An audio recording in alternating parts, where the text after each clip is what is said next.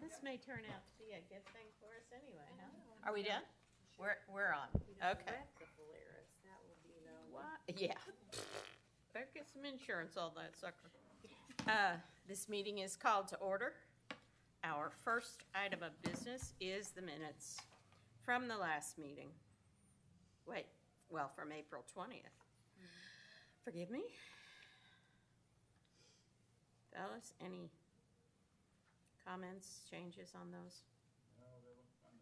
I'm good. Okay, all right, those minutes are approved as presented, and we will go on to the provisional ballot review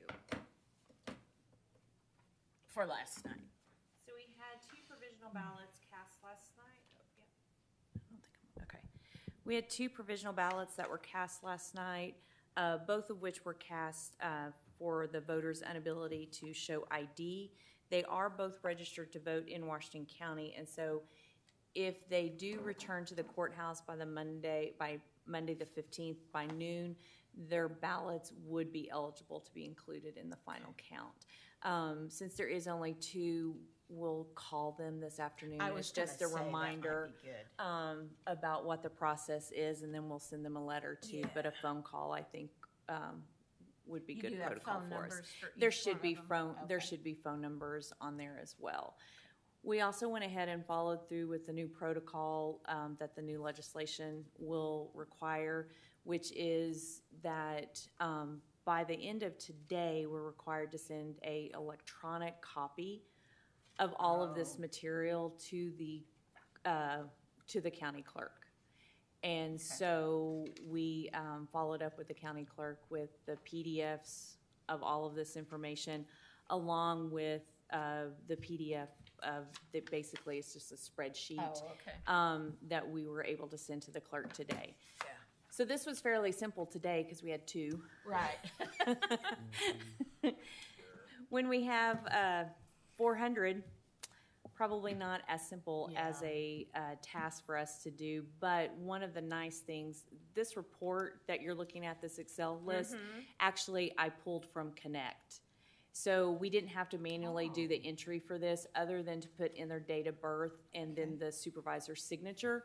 I am working with ES&S to go ahead and add the column for date of birth.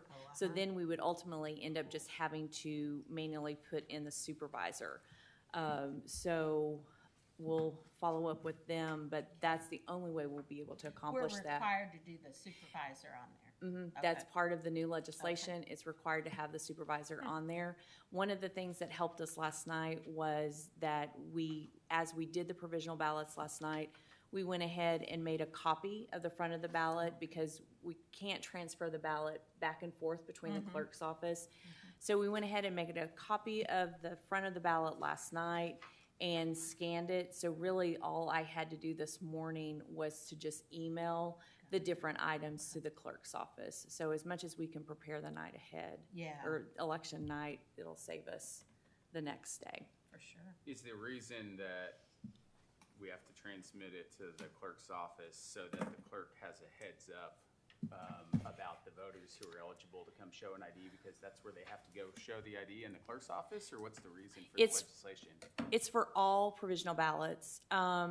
So I just taking a look at parts of the bill, provisional ballots are the one unknown number that can impact the outcome of an election. So absentee ballots you track. You know how many absentee ballots were sent out. You know how many absentee ballots were returned. During in-person voting, you don't know during the day how many provisional ballots are being cast. And so this is a way election night for the Election Commission to be able to say that we had 2 provisional ballots, is what we had last night. And then we're to transmit that information to the clerk by the end of today. And I think it's just an accounting, Why the clerk, though? You know what I mean? Well, because that's my question. They're not certifying the clerk has to verify the voter registration of every provisional ballot. They're involved in the provisional ballot process. Exactly. Yeah, okay. So, yeah. Is it the clerk's office where folks have to go to show their ID? So Or can they come to our office? They can come to our office. However, we've always put in our letter for them to go to the clerk's office because right now there might not be anyone downstairs in our office. So if they were to show up, then they wouldn't find us. In the clerk's office, there's always someone there. And so we've always told them that's the place that they need to go. Yeah, got it. Okay, that makes Okay. sense. Super. Well, we'll wait until Monday afternoon to see if these two folks show up. Okay, anything else on the provisional? Any other questions? All right, on to the ballot accounting review, which we have right here, correct? Yeah. It's this election night Election recap. recap. And then it's this long sheet too. Oh, that- yeah, I forgot we've got this. So as we went through last night, because of some of the new legislation, it dawned on me, we did some things last night that were well within protocol, well within what we needed to do.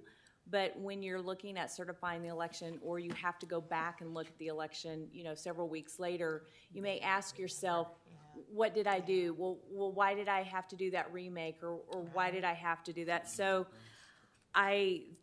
we've added this to our list of things to do, but I feel like election night, as we go through, anytime we have to do something, we actually need to record it and do a recap so that going forward, 2 weeks from now, we can look and say, okay, well, why did we recount Temple Baptist? Right. Well, we know because the media wouldn't read. And so just those kind of things, I think, will just be, a further proof of chain of custody and all of that.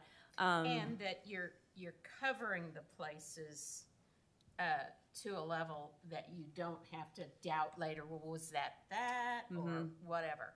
Exactly. And we've got, we remade 2 absentee ballots. So we know right off the bat that we had to do that. We had to remake 1 election day ballot.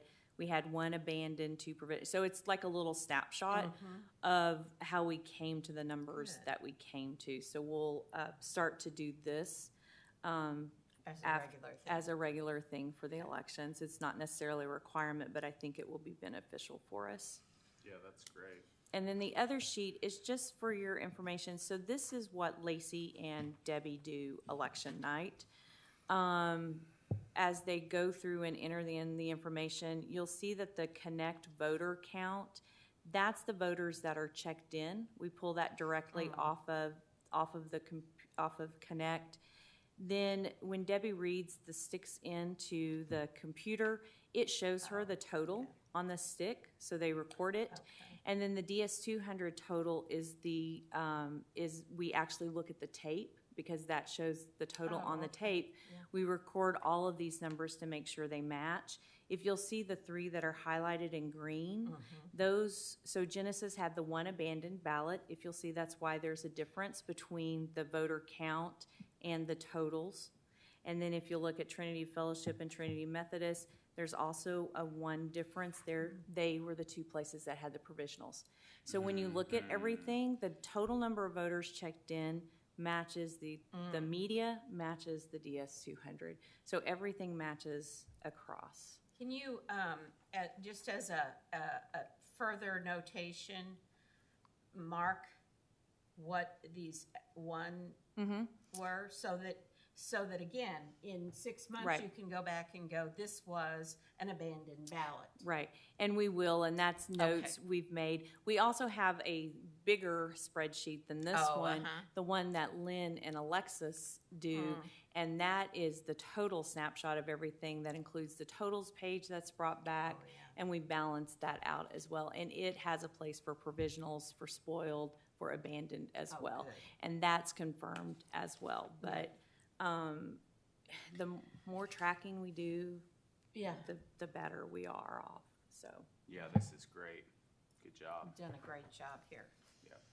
This is, what you're saying is, with these notations, you can have somebody come in here that hasn't been exposed to the process at all and get a pretty good clue of what went on at this election or any other. Yeah. Yeah, it's a good synopsis. Yeah. Yep. And that's pretty much what you need. Mm-hmm. Good job. Yeah. Okay. Any questions? Not for me. Jen? I'm good. Okay. All right. Upcoming dates, we don't have any other, excuse me, item here. What does that say? May the 19th? So that's the question. Would the commission Yeah, like to that's- wait until the 19th to certify? Or would the commission like to certify earlier? Since these two ballots, the only reason they're cast as provisional is because they don't show ID. So on Monday at noon, when they We'll know. will know whether they can be counted or not, we could meet earlier, or we could wait until the 19th and meet to count, Well, or here's- to, Here's my question. Since you are going to be in transition, let's be nice. What would your preference be? Do you want to get it over Monday afternoon? see, I don't know. Yeah, yeah. Because we don't know for sure Right. when we're moving. So they're thinking we're gonna start moving next week, possibly. So this type of thing, the certification, we can have pre-printed, pre-done, and we would be able to certify on that Friday regardless if we move or not. After Monday, we'll know for sure how to create the certification and do the certification. I almost hate to schedule it on Monday, just by the off Right. chance that the movers are here Monday, And they and suddenly say, then get out of here, let's go. right, and then we're trying to hold a Yeah. meeting, trying to print things. So the Friday, if we just maybe stick with that, if that's okay, or we can pick another time. I think we'll stick with it. Okay. Or depending on what you've got, maybe sometime in the middle of the week, you say, hey, could we meet for a quick What does certification? What does that accomplish? What, No, I guess it doesn't really, except it gets the election out of the way. Yeah, I guess my only questions would be, I don't know if there's a Fayetteville School Board, Yeah. meeting coming Yeah. up, or that doesn't matter, because Keaton's on there already. Yeah. So it's not like Oh, good he's, point. reelected, but I guess I would say city council meeting for Springdale or something Yeah. to move on the bond issue. I don't know. Well, the other- Sometimes those things is happen, John's. and that's the reason that we bump it up, but, Right. I'm not aware of any. of but those if we things. had, typically, normally we have, was it UACABA? If we had, if we were waiting We'd for still wait UACABA, till we would Friday, wait yeah. till the 19th. Yeah, Definitely. yeah, good point. And so, I don't, just, to me, it seems that the focus, as much as possible between now and then, should be on the move. So that's not interrupted for these folks. Right. It doesn't really affect us that much, but it would affect them to have to arrange for and schedule and have a meeting. Yeah, I don't really care. I agree. I don't care either way. Let's- Do we have to, I guess, let me ask, basic question. Provisional ballots, I understand this is a failure to show ID, so they have till Monday at noon. Do they still get a chance to come at the provisional ballot hearing? And did we give them a letter at the polls that said, hey, we've got a provisional ballot hearing on X date and time? So the letter that they get, the first half of it, which is checked for them, tells them that they have until the Monday to return their ballot. But at the very bottom, point, it does yeah. list the 19th at 1 o'clock. And it's conceivable that they could come in and try to explain why they Yeah. couldn't show an ID. Now, you would not be, there would have to be some extraordinary reason that right. I can't think of that the ballot would be accepted. But I agree with Max in the sense that the hearing date was set Yeah. for the 19th. I don't think we can certify before then. Yeah. You're right, Based on that. you're right. I agree. So we'll wait. Are you doing that hearing here? Or, okay, we're doing it here. Yeah, we have it set here for the quorum courtroom. Okay. Okay, all right, well, we leave it as is then. And then we have May 30th as the deadline for special election on, you heard something from Greenland, is that right? I have not heard back from Greenland. I know that they've been looking at an annexation election and then a possible tax election, but I know they were meeting either last night or the night before, but I didn't see any in the paper, and I haven't talked to the mayor yet. He was throwing around maybe August, but he thought with an annexation, they might have to wait until November. And then he asked the possibility of holding it in March. So at this point, don't really know. But if anyone is looking to hold an election in August, May 30th is that deadline for them Yeah. to file. So we'll know then at that point what we do have coming up. Okay, and the regional meeting in July, other business, fellas? Well, while we're on Greenland, what happens to the candidate who ran for school board who got no votes in the election yesterday? How does that play out? If they are the current school board member, they will remain in the seat until March, and then it will go on the ballot again. Next March? Yeah. For the primary? Okay.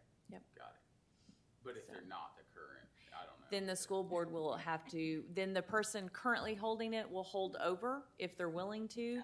If they're not, then the school board would have to appoint someone. Okay, got it. Doesn't sound like a position people want to have. Okay, any other business? All right, we're adjourned.